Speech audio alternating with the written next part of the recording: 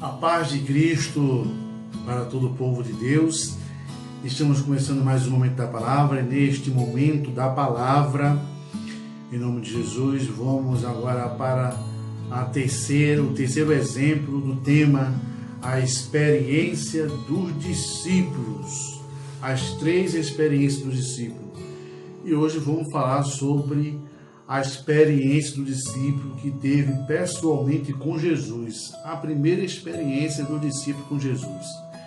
Vamos para o livro do Evangelho de Marcos, no capítulo 4, versículo 38, que diz assim: E Jesus estava na popa, dormindo sobre o travesseiro, e eles os despertaram e lhe disseram: Mestre, não te importa que perecemos?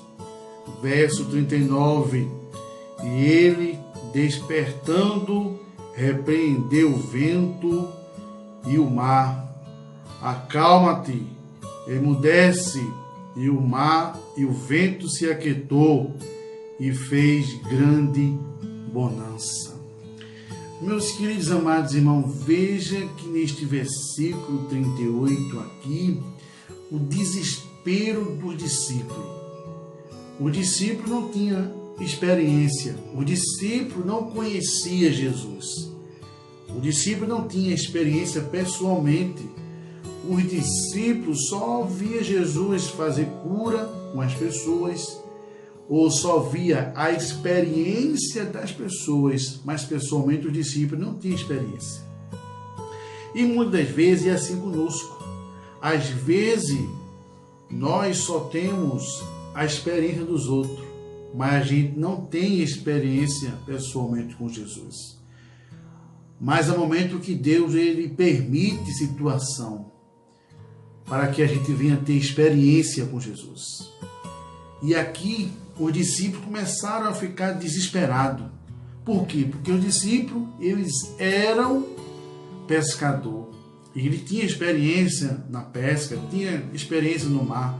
Então eles fizeram de todos os lados para que o barco não fosse afundar. Enquanto eles estavam tentando, Jesus estava lá dormindo, tranquilo. Jesus não estava nem aí. Jesus estava no controle da situação. E o discípulo estava tentando de todo jeito não deixar aquele barco. Aí quando o recurso dos discípulos se acaba, aí eles começam a chamar por Jesus. E é assim conosco também. Quantas das vezes nós confiamos em nós mesmos? Confiamos na nossa capacidade ou confiamos no presente que somos?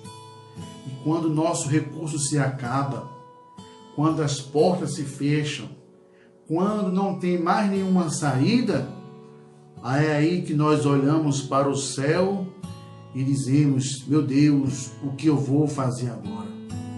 Há muito tempo que aquele discípulo era para dizer isso, mas eles estavam tentando de todas as formas. Assim é com eu e você também. Assim somos nós.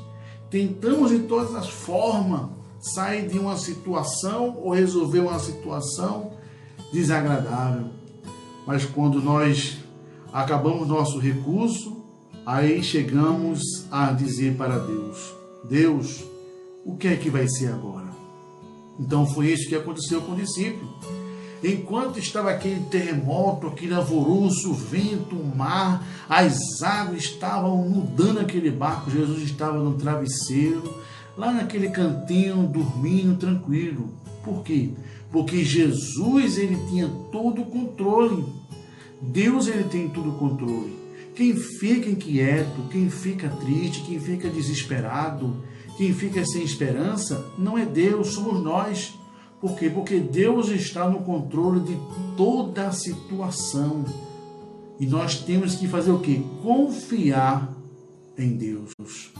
E o versículo 39, veja aí o versículo 39, diz que Jesus, ele Jesus despertando, olhou para o vento e disse ao mar: acalma-te, emudeça. O vento se aquietou e fez grande bonança. Veja duas coisas aqui interessantes. Jesus, ele tinha toda a autoridade com a natureza. Jesus olhou para o mar, Jesus olhou para o vento, para aquela tempestade onde o discípulo estava alvoroçado pensando que ia morrer. Jesus olhou para aquele vento e disse: vento, se acalma. Mar, se acalma. Terremoto, se acalma. E sabe o que foi que aconteceu? Eles obedeceram, meus irmãos. Aquela tempestade foi só naquele momento. Aquela tempestade foi só quando Jesus estava dormindo. Porque Jesus estava testando os discípulos. Porque os discípulos estavam confiando em si mesmos. Mas quando os discípulos acordou Jesus, disse: Jesus, acorda, Jesus, porque nós vamos perecer.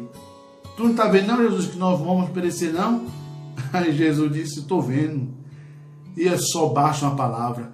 Veja que só bastou uma palavra de Jesus. Jesus deu só uma palavra e aquele vento, aquele mar se acalmou. E além daquele vento e daquele mar se acalmou, Jesus, ele não precisou gritar. Parecia que Jesus estava conversando com uma pessoa. Parecia que Jesus estava conversando com a pessoa. Parecia que aquele vento, aquele mar, aquelas águas eram uma pessoa. Jesus conversou com o mar, conversou com o vento. Ei, vento, ei, mar, se acalma.